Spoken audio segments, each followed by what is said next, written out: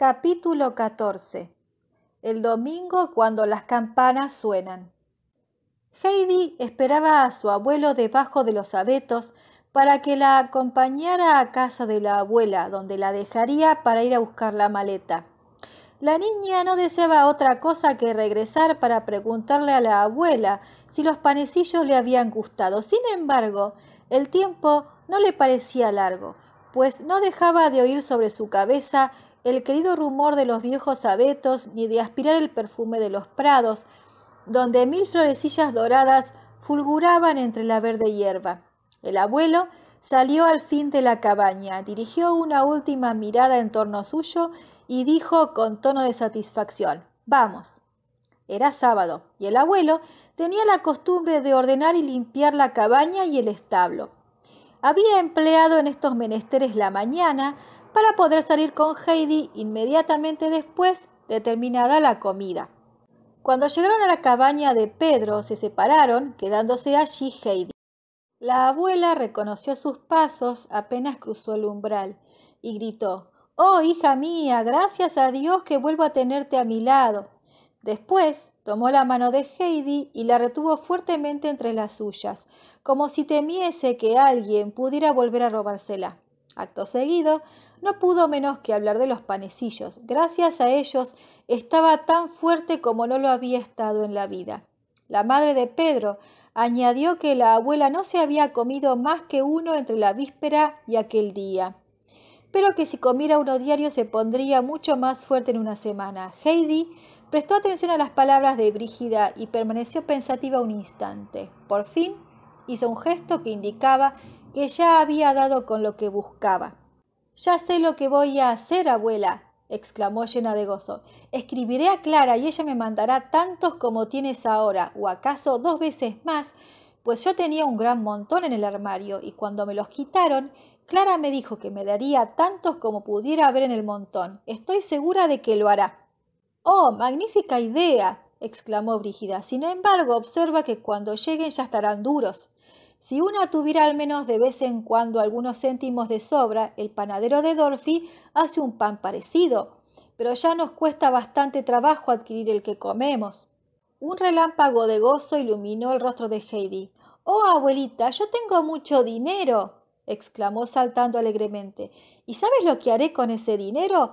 Pues comprarte todos los días un panecillo tierno y los domingos 2. Pedro podrá traerlos de Dorfi». «No, no, hijita», replicó la abuela, «no debes hacer eso. El dinero que tienes no te lo han entregado para que lo gastes así. Debes dárselo al abuelo y él te dirá cómo has de emplearlo». Pero Heidi no se dejó convencer y empezó a dar saltos por la habitación repitiendo: «Ahora la abuela tendrá un panecillo tierno todos los días y recobrará las fuerzas». Y de pronto se interrumpió para añadir enseguida: «Oh, abuela, si te pusieras bien, volverías a tener vista, pues acaso sea la debilidad la causa de que no veas». La abuela calló para no turbar la felicidad de la niña. Entre salto y salto, Heidi advirtió de pronto el viejo libro de los cánticos y una súbita idea cruzó su mente. «Abuela, ya sé leer. ¿Quieres que te lea uno de los cánticos de tu viejo libro?» «Oh, ya lo creo», repuso la abuela, agradablemente sorprendida. «¿Es posible que sepas leer?» Heidi se encaramó en una silla y tomó el libro, levantando una nube de polvo, pues hacía mucho tiempo que no había sido tocado del estante. Lo limpió cuidadosamente, se sentó en un taburete al lado de la abuela y le preguntó qué quería que le leyese. «Lo que quieras, hijita, lo que quieras», repuso la anciana apartando la rueca y prestando atención. Heidi comenzó a hojear el libro, leyendo de vez en cuando unas líneas. «Aquí se habla del sol, abuela, voy a leerte esto». Empezó y se fue animando cada vez más a medida que avanzaba en la lectura. «Los dulces rayos cálidos de un sol rojo y ardiente penetran en mi alma suavemente, y su calor despierta mi mente adormecida y siento en mis entrañas la misma vida. La vida que a mí llega de un hondo manantial de amor incomparable e irreal. Y a su luz clara y viva, mi fe fuerte y constante me mostrará una senda limpia y vibrante. Mi temor al abismo sin fondo de la muerte lo borrará la esperanza que en mí se vierte». El final de las sombras de las noches oscuras es un brillo de vida, canto de alturas.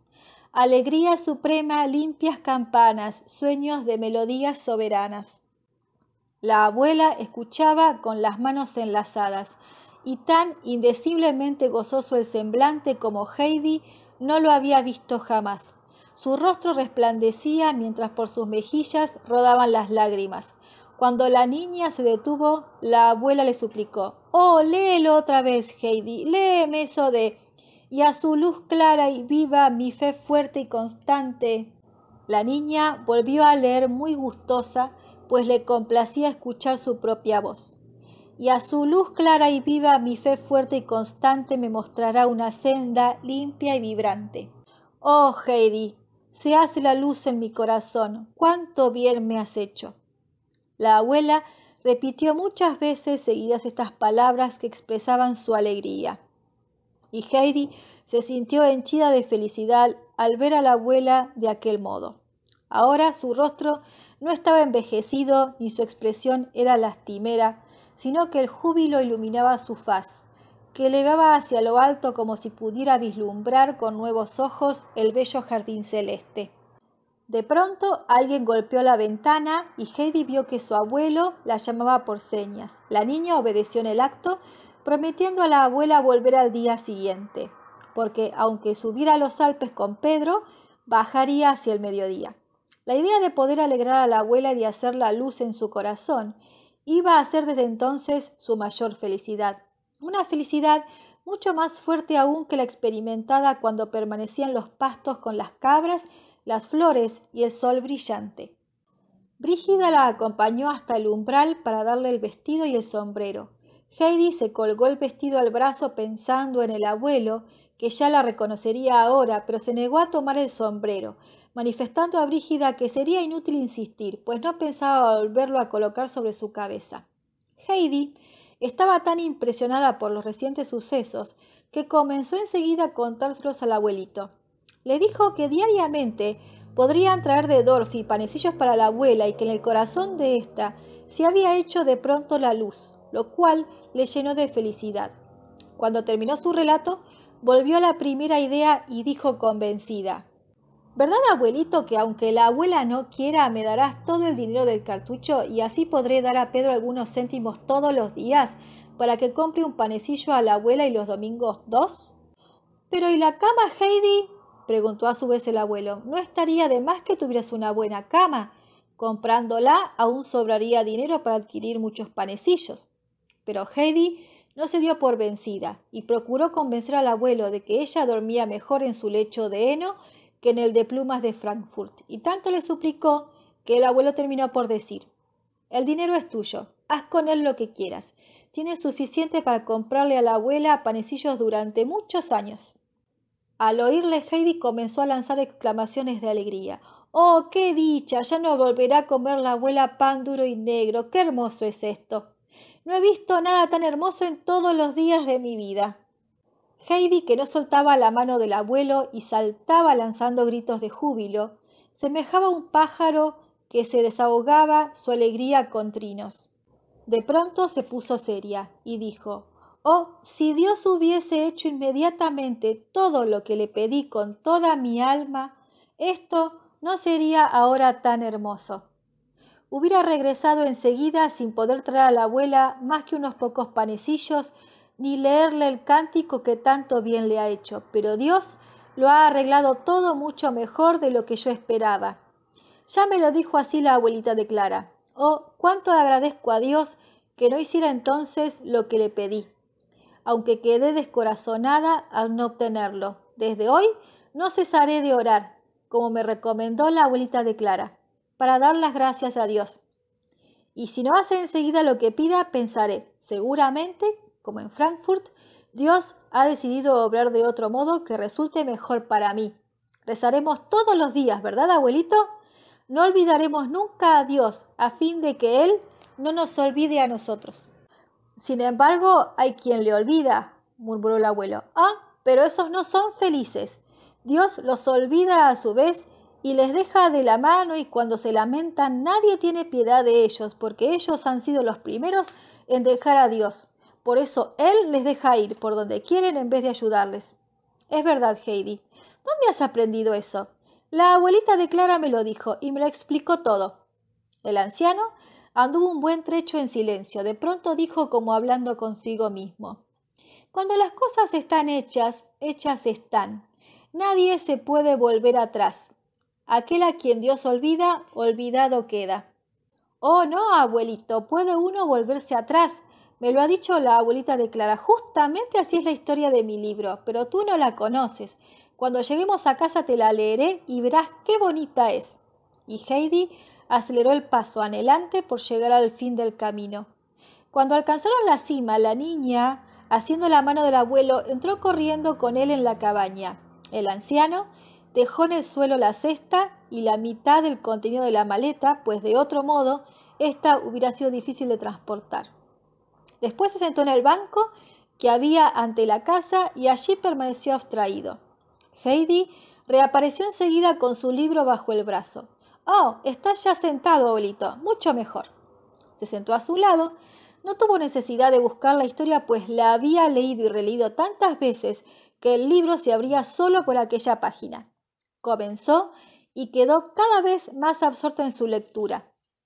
Era la historia del hijo, que se sentía muy feliz en su casita, donde se dedicaba a pastorear las hermosas vacas y los carneros de su padre, siempre apoyado en su báculo y vestido con magníficos trajes y donde podía admirarse la puesta del sol, tal como se veía en el grabado.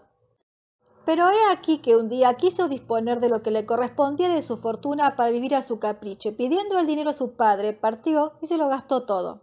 Entonces se vio obligado a entrar como criado en casa de un campesino donde no había hermosos rebaños como en su casa, sino únicamente cerdos de los que había que cuidar.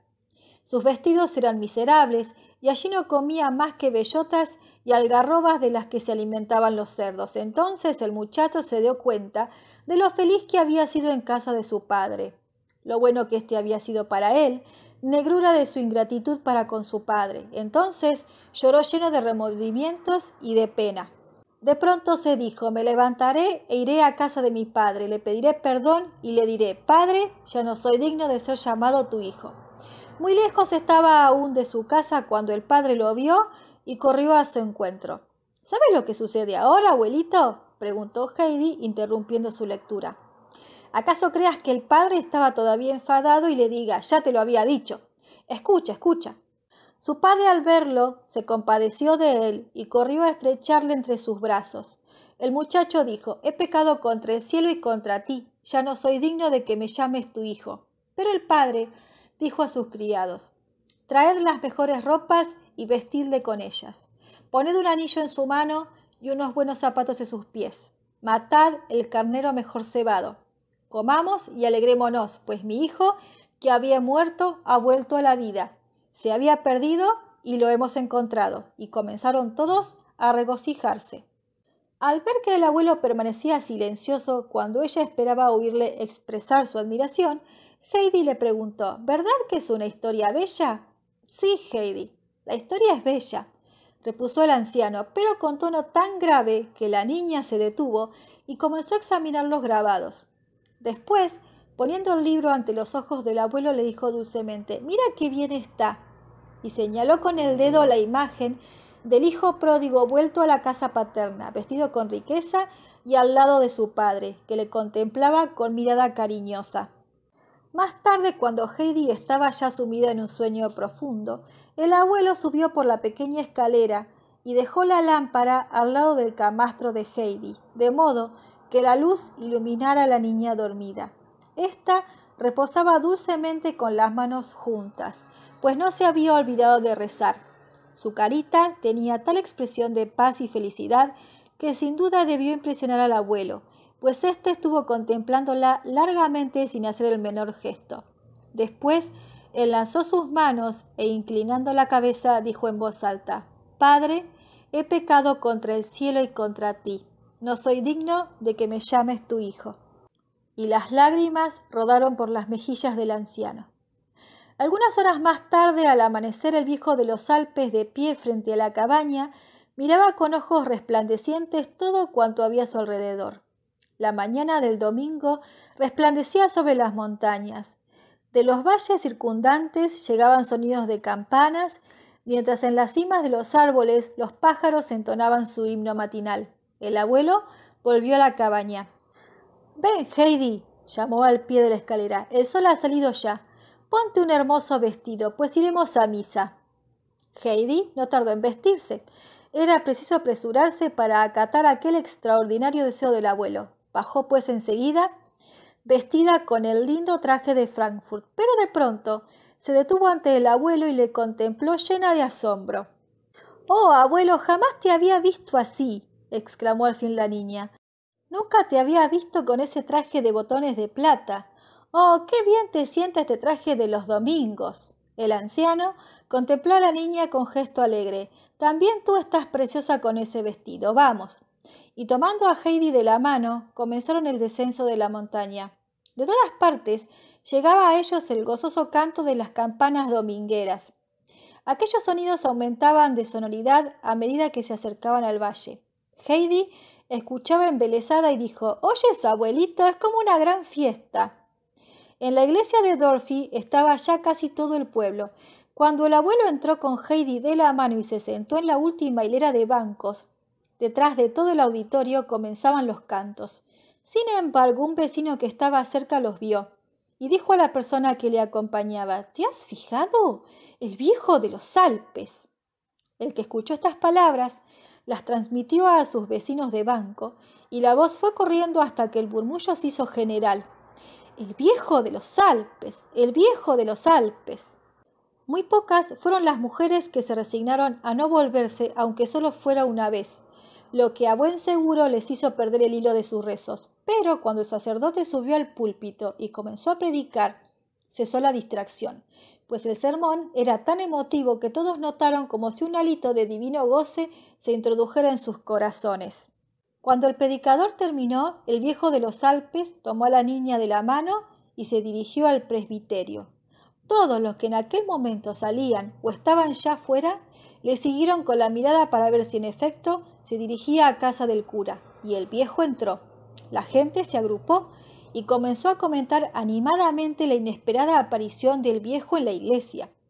Todas las miradas estaban fijas en la puerta del presbiterio, y todos se preguntaban cómo saldría el viejo de allí, si acalorado y discutiendo con el cura, o alegre y en paz, pues aquella visita era para la gente un indescifrable misterio. Sin embargo, en la mente de alguno de ellos comenzó a verificarse cierto cambio, y uno dijo: «A lo mejor el viejo de los Alpes no es tan temible como se cuenta. No hay más que ver el cuidado con que toma de la mano a la niña». Otro añadió: «Es lo que yo he dicho siempre, a buen seguro que no iría a visitar al cura si tan malo fuera, pues temería su castigo, se exagera demasiado». El panadero dijo cuando le llegó su turno: «¿No os lo dije yo? Si tan terrible fuera, ¿dejaré a una niña una casa donde tenía todo cuanto pudiera desear para reunirse con su abuelo?»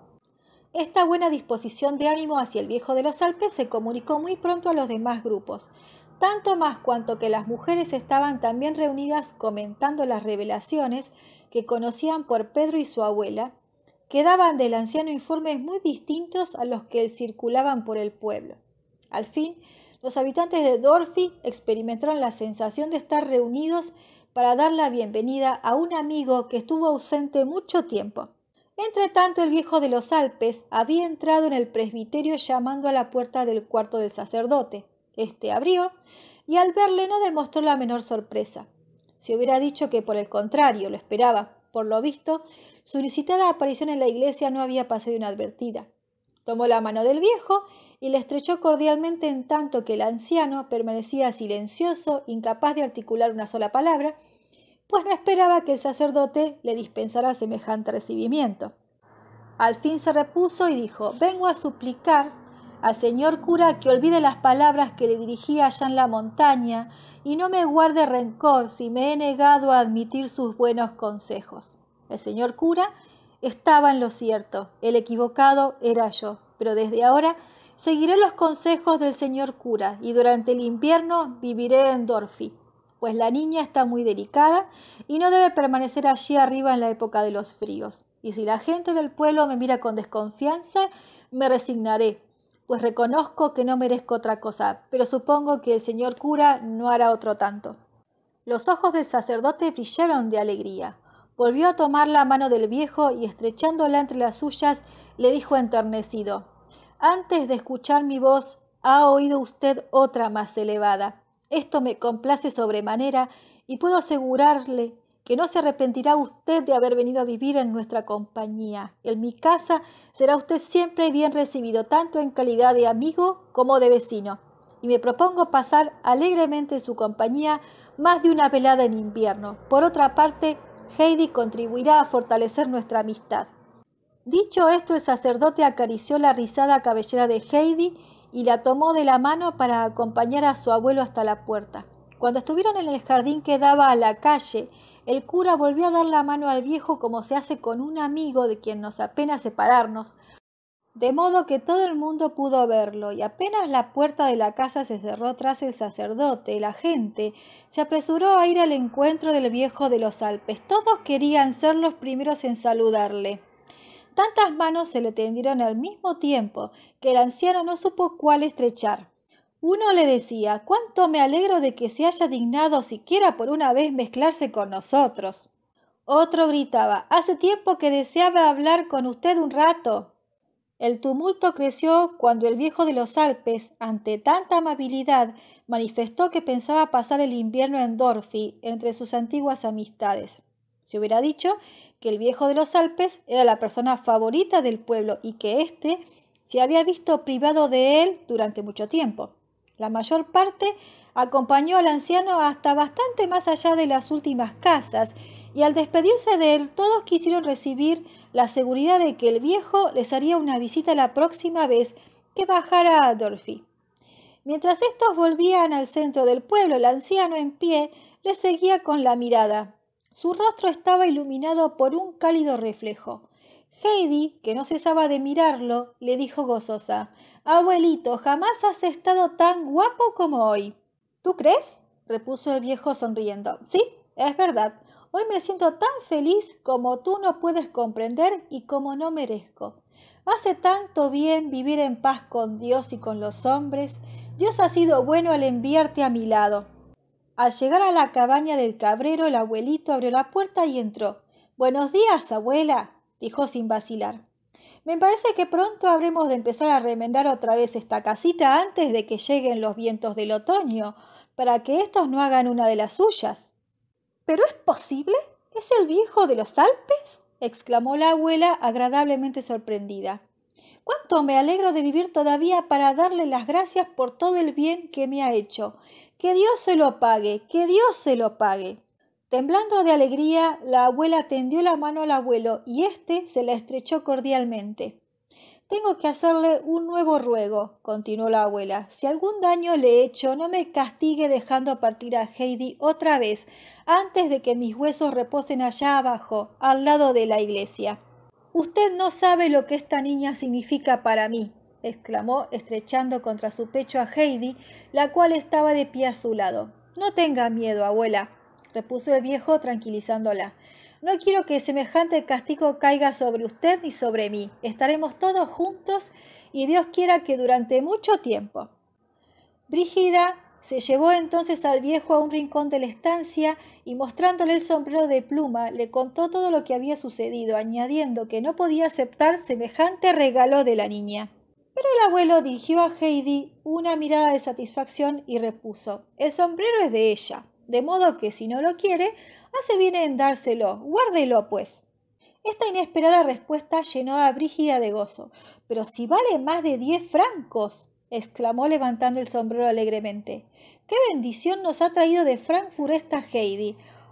Más de una vez he pensado que haría bien en enviar allí a Pedro por una temporada. ¿Qué le parece, abuelo?». En los ojos de éste apareció un destello de malicia. Repuso que el viaje no podría hacer daño al muchacho, pero que era preferible esperar una buena ocasión. En aquel instante, Pedro abrió la puerta como una tromba, tras haberla golpeado con tanta violencia con la cabeza que toda la casa se había conmovido. Llevaba mucha prisa, jadeante, sin aliento, se detuvo en medio de la habitación y tendió una carta. Era inusitado, una carta dirigida a Heidi. se la habían entregado al muchacho en la estafeta de Durfee. Todos se sentaron alrededor de la mesa, sorprendidos, y Heidi, abriendo la carta, la leyó sin vacilar en alta voz. Era de Clara Sesemann, y contaba a Heidi que desde su partida reinaba en la casa un gran aburrimiento. Tanto era así que había decidido marcharse también y convenció a su padre para que la dejara ir en el otoño a Ragaz.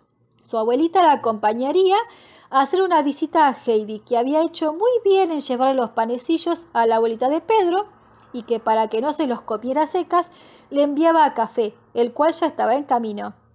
Añadía que Heidi habría de llevarla a casa de la abuela de Pedro cuando ella fuera a los Alpes, en otoño. Tan agradables eran estas noticias y tanto podía hablarse sobre ellas, pues todos estaban interesados en el asunto, que el abuelo no se dio cuenta de que era ya muy tarde. La perspectiva de los días venideros le llenaba de felicidad. Dominada por aquella atmósfera saturada de dicha, la abuela exclamó: «Sin embargo, nada tan hermoso como la visita de un viejo amigo que viene a estrecharnos la mano. Esto deja en el alma la consoladora impresión de que en un momento dado obtendremos todo cuanto constituye nuestros amores. Volverá usted pronto, ¿verdad, abuelo? Y la niña mañana mismo, ¿no es cierto?» La respuesta afirmativa que esperaba la abuela fue un apretón de manos, pero había llegado el momento de separarse y el abuelo reanudó con Heidi el camino de los Alpes. Las mismas campanas que por la mañana les llamaron de los valles circundantes les acompañaron ahora con su apacible toque del ángelus hasta que llegaron a la cabaña que bajo el sol poniente tenía un aire de fiesta. Cuando la abuelita de Clara llegara el próximo otoño, tanto Heidi como la abuela de Pedro recibirían más de una alegría y más de una sorpresa. Y en el desván de la cabaña acabaría por haber una verdadera cama, pues bastaba que la abuelita de Clara fuera a un sitio para que en él se estableciera el orden más completo, tanto moral como material.